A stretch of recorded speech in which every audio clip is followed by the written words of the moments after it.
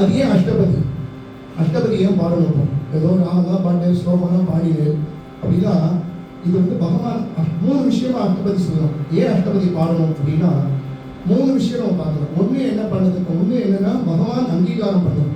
முக்கியமான விஷயம் இந்த அஷ்டபதியை பகவான் அங்கீகாரம் பண்ணிடணும். எப்படி தெரியும் எப்படி அங்கீகாரம் பண்ணான்னு சொல்றேன் அப்படின்னா, நம்ம பாட போகிற அஷ்டபதி. இப்போ பாட போகிற அஷ்டபதியில் ஜெயதேவர் இதேவர் ஒரே ஒரு இடத்துல ஒரு சமயம் எழுதுறப்ப ஸ்மரகரள கண்டனம் மம சிரசி மண்டனம். அதாவது அந்த கிருஷ்ணரை அந்த விரக தாபத்துல ராத உன் காலத்துக்கு என் தலையில வை அப்படின்னு லைன் வரும். அது ஜெயதேவருக்கு ஷாக் ஆயிடும். ஒரு ஜீவாத்மாவோட கால் பரமாத்மா காலில் படுறதா முடியவே முடியாது. என்ன பண்றது? லைன் அடிச்சுட்டு வச்சுட்டு போயிடுற. அதே லைனை சாக்ஷாத் பகவான் ஜெயதேவ ரூபத்துல அந்த லைன் எழுதுற. அது பத்மாவதிக்கு தெரியல. கடைசியில அவ கேட்கிறப்போ ஜெயதேவர் கேட்கிற இந்த லைனை யார் எழுதினது அப்படின்னு கேட்கிறப்போ, நீங்க தானே நீங்க தான் எழுதினேன் அப்படின்னு அவளுக்கு முதல்ல புரியல. அப்புறம் பகவான் காட்சி கொடுக்கலாம். ஜெயதேவா அந்த லைன் அப்படிதான் இருக்கணும், அந்த லைனை மாத்தாத அப்படின்னப்போ பத்மாவதிக்கு நமஸ்காரம் பண்ற ஜெயதேவன். இவ்வளவு தூரம் நான் எப்ப பத்தி இருக்கேன்பா, எனக்கு ஒன்றும் காட்சி கொடுக்கல, உனக்கு ஒண்ணுமே தெரியாது, உனக்கு காட்சி கொடுத்துருக்காப்பான்னு பத்மாவதியை குருவா வச்சு நமஸ்காரம் பண்ற ஜெயதேவன். அதுக்காக அந்த 19ஆம் அஷ்டபதிக்கு 2 தீபாவளி காண்பா. 8வது சடத்துக்கு தீபாராதனை, 9வது சடத்துக்கு தீபாராதனை. அப்போ பகவான் அங்கீகாரம் பண்ணினா அந்த அஷ்டபதியில் தெரியும். அப்ப இத்தனை அஷ்டபதியும் அவர் பார்த்துட்டே வந்துருக்கார் பகவான். அப்படிதான் அர்த்தம் இல்லையா? அதே மாதிரி தரங்கம் பாடும்.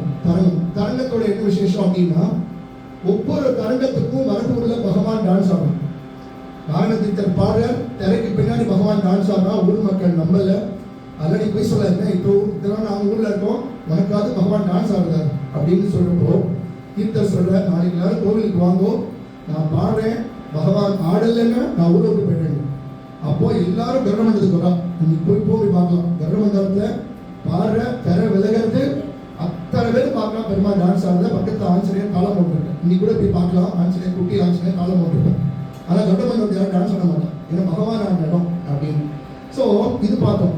அப்போ இவ்வளோ அஷ்டபதி அங்கீகாரம் பண்ணிருக்கான், தரங்கத்தை அங்கீகாரம் பண்ணிருக்கான் அப்படின்னா மிச்ச பாட்டெல்லாம் இருக்கே, பத்ராஜ ராமதாசர் பாடுவோம், புரந்ததாசர் பாடுவோம், இதெல்லாம் என்ன அப்படின்னா இவ எல்லாருமே பகவானை பார்த்தவன்.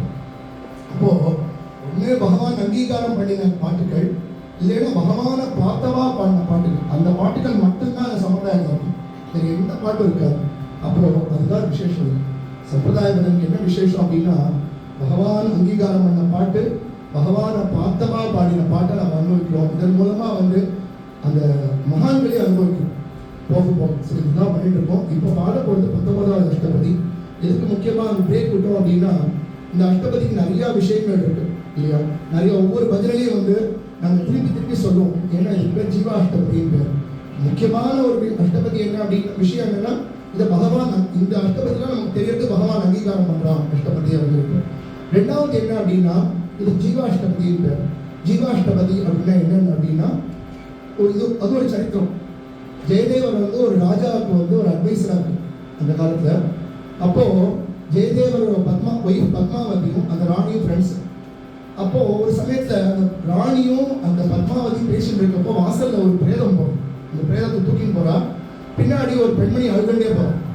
அவ பத்மாவதி கேட்கா, இது என்ன அப்படிங்கிறான். இப்போ ராணி சொல்றா, அவர் இருந்து போயிட்டார், அது அவர் மனைவி, அவளையும் கூட்டின்னு போறா, உடன்கட்டையில போறா.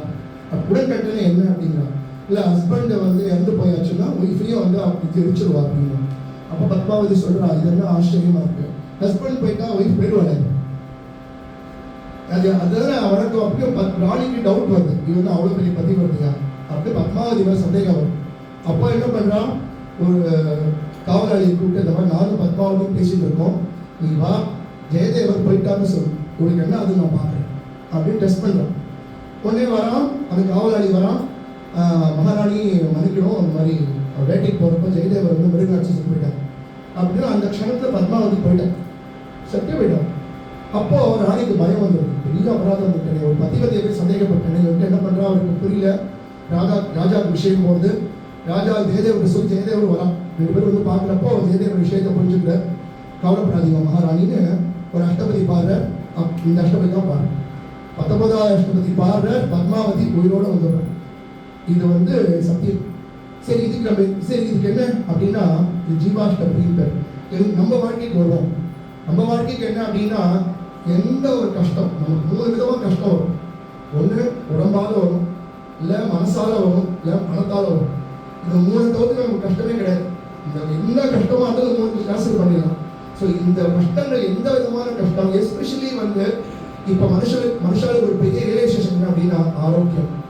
ஆரோக்கியம் இருந்ததுன்னா மிச்சம் 2 நம்ம கெயின் பண்ணிடலாம். மனசையும் கெயின் பண்ணிடலாம், பொருளையும் கெயின் பண்ணிடலாம். ஆனால் உடம்பு போயிடுதுன்னா ஒன்றுமே பண்ண முடியாது. ரியலைசேஷன் இப்போதான் அவளுக்கு வருது. அதனால எந்த உடம்பு பிரச்சனையாக இருந்தாலும் சுவாமி இடத்துல உட்கார்ந்து இந்த அஷ்டபதியை பாடினா அந்த உடம்பு சரியாக போகணும் சக்தி. அது வாழ்க்கையில் நான் நிறைய பார்த்துட்டோம். இது நிறைய உதாரணங்கள் எங்கள் பஜனையில் நிறைய உதாரணங்கள் பார்க்குறோம், இன்னும் பார்த்துட்டு இருக்கோம். போன பஜனையில் ஜெயா வந்து இதை கரெக்டாக வந்து 19 சிவாரப்போ ரிக்வெஸ்ட் பண்ணான். நான் என்னோட ஃப்ரெண்டு வந்து ஹாஸ்பிட்டல் அட்மிட் பண்ணிருக்காங்க, சடனாக வந்து அவளுக்கு வந்து ஹார்ட்டில் பிளாக் இருக்கு, வேண்டிக்கோங்க. நம்பிக்கை தானே. அஷ்டபதி முடித்தோம், அன்றைக்கி சாயந்தரம் டவுன்லோட்ஸ் முடிச்சோம், அதுக்கு போகிறோம், மெசேஜ் வந்து பிளாக் கிளியர் ஆகிடுது அப்படின்னு. நம்பினவாளுக்கு கை கொடுப்பார் பகவான். அதனால் என்ன பிரார்த்தனையோ வேண்டிக்கோங்க. என்ன அதாவது உங்கள் குடும்பத்தை எந்தோ ஊரில் இருக்கலாம், ஏதோ ஒரு ஊரில் உடம்பு சரியில்லாமல் இருக்கலாம், அவளை பிரார்த்தனை பண்ணிட்டு உங்காத்து சுவாமிகளை உட்காந்து பாடினாலும் இதுக்கு பலன் உண்டு, சத்தியம். அதனால நல்ல பிரார்த்தனை பண்ணிக்கோங்க. இப்போ அஷ்டபதி பாட போறோம். கோபிகா ஜீவன ஸ்மரணம்.